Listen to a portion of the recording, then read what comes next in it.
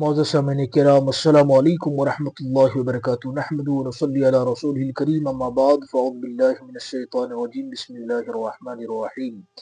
وسارعوا الى مغفرۃ من ربکم وجنۃ عرضها السماوات والارض اعدت للمتقین، صدق اللہ العظیم۔ وصدق رسوله النبی الامین المکین الکریم، ونحن على ذلك لمن الشاہدین والشاکرین والحمد للہ رب العالمین، صلی اللہ علی محمد صلی اللہ علیہ وآلہ وسلم۔ معزز سامعین کرام، آنے والا مہینہ جو ہے ہمارے اور آپ کے درمیان وہ رجب المرجب کا مہینہ ہے، اس لیے میں نے سوچا کہ کچھ باتیں رجب المرجب کے تعلق سے قرآن اور حدیث کی روشنی میں آپ کے سامنے پیش کی جائے۔ بس آپ سے گزارش اتنی ہے کہ جو لوگ اس ویڈیو تک پہنچ گئے ہیں، برائے مہربانی وہ ویڈیو کو پورا دیکھیں، تاکہ نبی پاک صلی اللہ علیہ وسلم کا فرمان کیا تھا اور آپ کا عمل کیا تھا رجب کے مہینے میں، وہ تمام باتیں آپ کو یہ چھوٹے سے ویڈیو میں بتایا جا سکے۔ سب سے پہلے جو میں نے آیت کریمہ تلاوت کی ہے، اللہ تبارک و تعالیٰ قرآن مقدس میں اعلان فرما رہا ہے وَسَارِعُوا إِلَىٰ مَغْفِرَةٍ مِّن رَبِّكُمْ۔ اللہ ارشاد فرماتا ہے اپنے پروردگار کی مغفرت کے حصول کی طرف اور اس کی جنت کی طرف، جس کی چوڑائی آسمان و زمین کے برابر ہے۔ اللہ فرماتا ہے جلدی کرو۔ جلدی کہاں کرنا ہے؟ اللہ کی مغفرت کے حصول اور اس کی جنت کو حاصل کرنے کے لیے ہمیں جلدی کرنا ہے، جس کی چوڑائی زمین و آسمان کے برابر ہے۔ اور اعدت للمتقین، یہ جو جنت ہے نا، یہ متقی لوگوں کے لیے، پرہیزگاروں کے لیے ہی تیار کی گئی ہے، ایمان والوں کے لیے ہی یہ جنت تیار کی گئی ہے۔ اب اس آیت طیبہ میں جو اللہ تبارک و تعالی حکم فرما رہا ہے کہ ان اسباب کو تلاش کرنے میں جلدی کرو جو تمہارے پروردگار کی بخشش اور جنت تک پہنچانے کا ذریعہ بنے۔ جس طرح اپنے گناہوں پر ندامت کے آنسو بہانا یہ مثال ہے، سچے دل سے توبہ کرنا، استغفار کرنا، یہ گناہوں کی بخشش اور مغفرت کا ذریعہ بنتا ہے، سبحان اللہ، اور درجات کی بلندی اور برکات کے حصول کا باعث بنتے ہیں۔ اسی طرح اعمال بھی جنت کی ابدی نعمتوں کے پانے اور بخشش کے حصول کا ذریعہ بن سکتے ہیں، سبحان اللہ۔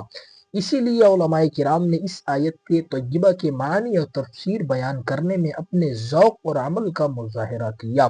امام بیضاوی رحمۃ اللہ تعالی علیہ فرماتے ہیں مغفرۃ من ربکم کی طرف جلدی کرنے سے مراد ان اعمال کو اپنانے کا حکم دیا گیا جو بخشش وسیع تر جنت کے حصول کا باعث بن سکے، مثلا اسلام، توبہ اور اخلاص۔ دیکھیں جی، یہ تمام چیزیں بتا رہی ہے کہ ہمیں نیک عمل کرنا ہے، اور اگر گناہ ہو تو اللہ تبارک و تعالیٰ کی بارگاہ میں جلد سے جلد ہمیں توبہ کرنا ہے۔ یہ بات تو ہو گئی قرآن پاک کی۔ اب آئیے میں آپ کو حدیث پاک کی طرف لے کر چلتا ہوں، جس سے آپ کو رجب المرجب کے مہینے کی پوری طریقے سے فضیلت واضح ہو جائے۔ اب دیکھیں نا، پورا مہینہ عبادت کرنا تو ایک بڑی بات ہے۔ جو شخص رجب المرجب کی پہلی رات جاگ کر اللہ تبارک و تعالیٰ کی عبادت کرتا ہے، پورا مہینہ بہت بڑی بات ہے، پورا ہفتہ بہت بڑی بات ہے، ایک رات کی فضیلت کو آقا کریم واضح فرما رہے ہیں، تاکہ اس حدیث سے ہمیں پورے مہینے کی فضیلت معلوم پڑ سکے اور ہم اندازہ لگا سکیں۔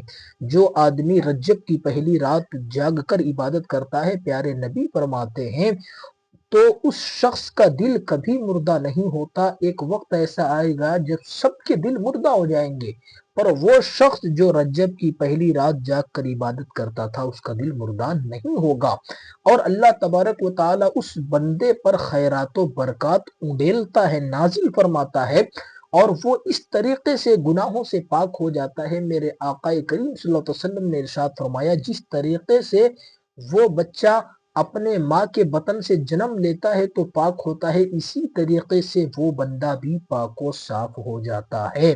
اور بھی میرے آقا ارشاد فرماتے ہیں کہ پہلی رات جو رجب کی جاگ کر عبادت کر لے، وہ 70,000 ایسے گنہگاروں کی مغفرت فرمائے گا اللہ کے حکم سے جو جہنم کے مستحق ہو چکے تھے، سبحان اللہ۔ یہ وہ باتیں ہیں جو ہمیں اور آپ کو رجب المرجب کے مہینے کی پوری برکات کو واضح کر رہی ہیں، یہی وہ احادیث کریمہ ہے۔ اب آپ دیکھیں نا، کچھ لوگ ایسے ہوتے ہیں جو رمضان المبارک میں بھی روزہ رکھتے ہیں اور باقی دنوں میں بھی وہ روزہ رکھتے ہیں، مگر رمضان کا روزہ فرض اور باقی دنوں کا نوافل ہوتے ہیں۔ لوگ عبادت کرنے والے، ہم نے یہ سوچ لیا کہ ہم برے ہیں تو سب برے ہیں، ایسا نہیں ہے۔ دنیا میں اچھے لوگ بھی ہیں، برے لوگ بھی ہیں۔ تو اب ان لوگوں کے لیے ایک حدیث پاک بھی میں آپ کو سنا دیتا ہوں جو نوافل کا روزہ رکھنا پسند کرتے ہیں۔ اللہ تبارک و تعالیٰ کے پیارے حبیب صلی اللہ علیہ وسلم نے حدیث ارشاد فرمائی، راوی جو ہیں حضرت ابو بکر صدیق رضی اللہ تعالیٰ عنہ، جن کا وصال ابھی پیچھے میں نے ویڈیو بنایا تھا، ان کے تعلق سے اگر آپ نے ویڈیو نہیں دیکھے ہوں گے تو جا کر میرے چینل پر دیکھ سکتے ہیں۔ وہ روایت کرتے ہیں کہ رجب کے پہلے جمعہ کی رات کا جب تیسرا حصہ گزر جاتا ہے نا، پہلے یعنی رجب کے پہلے جمعہ کا تیسرا حصہ جب گزر جاتا ہے رات کا، تو آسمان و زمین کے تمام ملائکہ خانہ کعبہ میں جمع ہو جاتے ہیں۔ اللہ تعالیٰ انہیں دیکھ کر فرماتا ہے، اے میرے ملائکہ، جو چاہتے ہو تم مانگو وہ تمہیں عطا کر دیا جائے گا۔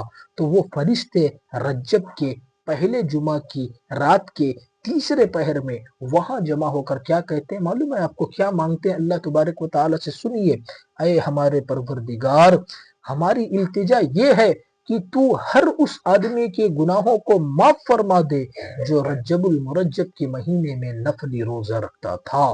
سبحان اللہ، سبحان اللہ۔ تو جب فرشتے یہ دعا کریں گے اللہ کی بارگاہ میں، تو اللہ تبارک و تعالیٰ فرماتا ہے کہ اے میرے فرشتوں، تم گواہ ہو جاؤ، ہر اس شخص کو میں نے معاف کر دیا جو رجب کے مہینے میں نفلی روزہ رکھا کرتا تھا۔ اور ایک حدیث سے پاک بھی بڑی خاص ہے، حضرت عائشہ صدیقہ ہم سب کی ماں، حضرت ابو بکر کی بیٹی اور نبی کی بیوی، یہ حدیث روایت کر رہی ہیں کہ پیارے نبی نے فرمایا، قیامت کے دن تمام لوگ بھوکے اور پیاسے ہوں گے سوائے انبیاء کرام اور ان کی اہل بیت کے، اور وہ شخص جو رجب اور شعبان میں نفلی روزہ رکھتا تھا اور رمضان میں فرض رکھتا تھا، وہ شخص بھی بھوکا اور پیاسا نہیں ہوگا، کیونکہ وہ اس طریقے سے سیکم شیر ہوگا کہ انہیں بھوک اور پیاس نہیں ستائے گی۔ سبحان اللہ۔ یہ جو میں نے حدیثیں آپ کے سامنے رکھا، یہ تمام کتابوں میں لکھی ہوئی ہیں اور معتبر کتابوں میں۔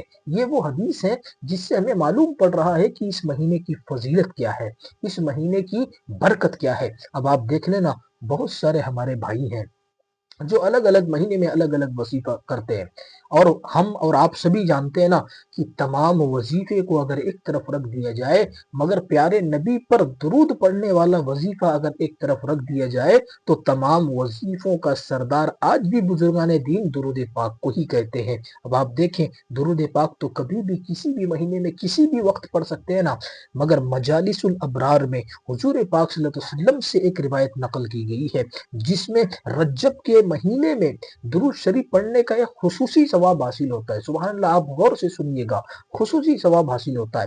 حضور پاک صلی اللہ علیہ وسلم نے ارشاد فرمایا کہ معراج کی رات میں نے ایک ایسی نہر دیکھی جس کا پانی شہد سے زیادہ میٹھا، برف سے زیادہ ٹھنڈا اور کستوری سے زیادہ خوشبودار اور دودھ سے زیادہ سفید تھا۔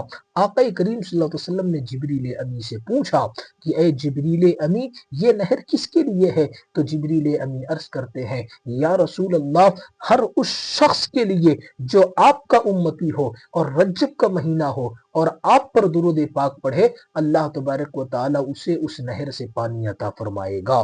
سبحان اللہ، سبحان اللہ۔ کتنی برکت والی بات ہے، کتنی رحمت والی بات ہے۔ رجب کا مہینہ ہو، رحمتیں برس رہی ہو، ہم اور آپ نبی پاک صلی اللہ علیہ وسلم پر درود شریف پڑھ رہے ہوں۔ پڑھ لیں ایک بار، صلی اللہ علی محمد صلی اللہ علیہ وآلہ وسلم۔ معزز سامعین کرام، جو لوگ سن رہے ہیں، دیکھیں دین کی باتیں سننا بھی ایک عبادت ہے نا، اخلاص کے ساتھ میں کی جانے والی عبادت، خواہ وہ کسی بھی وقت ہو، کسی بھی مہینے میں کی جائے، اللہ تبارک و تعالیٰ قبول تو کر لیتا ہے۔ مگر کچھ خاص دن ہوتے ہیں، کچھ خاص مہینے ہوتے ہیں، کچھ خاص راتیں ہوتی ہیں کہ اس میں کی جانے والی عبادت نا اللہ تبارک و تعالیٰ اور زیادہ قبول کر لیتا ہے، اور زیادہ قبول کر لیتا ہے۔ اب آپ دیکھیں نا، بیان کیا جاتا ہے بہت ساری اردو کتابوں میں کہ بیت المقدس میں ایک عورت تھی جو عبادت گزار تھی، بیت المقدس میں وہاں رہا کرتی تھی، مگر جیسے ہی رجب المرجب کا مہینہ آتا، آپ نے ایک رات کی بھی عبادت کا ثواب سن لیا، روزوں کو بھی، درود شریف کی بھی۔ اب یہ بات بھی غور سے سن لیجئے گا، کہ جو صرف اس مہینے کا ادب کر لے، ہم بے ادب ہو جاتے ہیں، ہمیں خوشی محسوس نہیں ہوتی رمضان آئے یا شعبان آئے یا رجب آئے۔ مگر دیکھیں وہ عورت بیت المقدس میں رہنے والی، اس کا عمل کیا تھا کہ جیسے ہی رجب کا مہینہ آتا وہ روزانہ 5 وقت نماز ادا کرنے کے بعد 12 دفعہ میں سورہ اخلاص، قل هو اللہ احد اللہ الصمد لم یلد ولم یولد، یہ سورہ اخلاص ہے، روزانہ رجب کا مہینہ جیسے آتا اسے خوشی محسوس ہوتی اور وہ تمام بہترین لباس چھوڑ دیتی، ٹاٹ کا لباس پہنتی اور روزانہ 5 وقت نماز ادا کرنے کے بعد وہ 12 دفعہ سورہ اخلاص پڑھا کرتی تھی۔ اللہ اکبر۔ وہ رجب ہی کے مہینے بھی بیمار ہو گئی اور اپنے بیٹے کو وصیت کرتی ہے کہ اے میرے بیٹے، جب میرا انتقال ہو جائے تو مجھے ٹاٹ ہی کے کفن میں جو ہے دفن کرنا، ٹاٹ ہی کے کفن میں دفن کرنا، بہترین عمدہ لباس نہ لانا۔ وہ عورت چلی گئی، بات بڑی لمبی ہے، مجھے جملہ دینا ہے کیونکہ وقت ہو رہا ہے۔ انتقال ہو گیا، جب انتقال ہو گیا نا تو بھائی رشتہ دار بھی ہوتے ہیں، خاندان والے بھی ہوتے ہیں، عزیز و اقارب بھی ہوتے ہیں کہ یہ اپنی ماں کے لیے بہترین کفن کا انتظام نہ کر سکا، کیسا بیٹا ہے؟ یہ ساری باتیں بھی ہوتی ہے، رسومات بھی ہوتے ہیں نا جی، لوگوں کو خوش بھی کرنا ہوتا ہے۔ یہ تمام باتیں تو بیٹے نے کیا کیا، اس وصیت کو چھوڑ دیا اور بہترین عمدہ جو ہے لباس کفن لے کر آ گیا۔ جب لے کر آ گیا، اب جو ہے اس کی ماں کو اس کفن میں دفن کر دیا گیا قبرستان میں لے جا کر۔ جیسے ہی رات ہوتی ہے، رات ہوئی، وہ بندہ بیٹا جا کر گھر میں سو گیا تو خواب دیکھتا ہے۔ خواب میں کیا دیکھتا ہے کہ ماں اسے جھڑک رہی ہے اور یہ کہہ رہی، میں نے تجھے کہا تھا نا کہ مجھے ٹاٹ ہی کے لباس میں کفن دینا، مگر تو نے کیا کیا، لوگوں کو دکھانے کے لیے، خوش کرنے کے لیے، راضی کرنے کے لیے تو نے یہ تمام کام کیا۔ اب جب اتنی باتیں یہ خواب میں دیکھتا ہے تو گھبرا جاتا ہے، پریشان ہو جاتا ہے، نیند سے بیدار ہو جاتا ہے، فوراً جاتا ہے قبر میں، فوراً جاتا ہے وہاں قبر کے پاس جہاں اس نے اپنی ماں کو دفن کیا تھا۔ اور جیسے ہی قبر کے پاس میں پہنچتا ہے، قبر کھودتا ہے، دیکھتا ہے کیا وہاں تو ماں موجود ہی نہیں ہے، ابھی کل شام میں ہم نے دفن کیا اور آج مل ہی نہیں رہی ہے۔ تو غیب سے آواز آتی ہے کہ اے بندے، تو جانتا نہیں ہے جو رجب کے مہینے کی عزت کرتا ہے اللہ اسے قبر میں اکیلا نہیں چھوڑتا۔ سبحان اللہ، کتنی پیاری بات ہے۔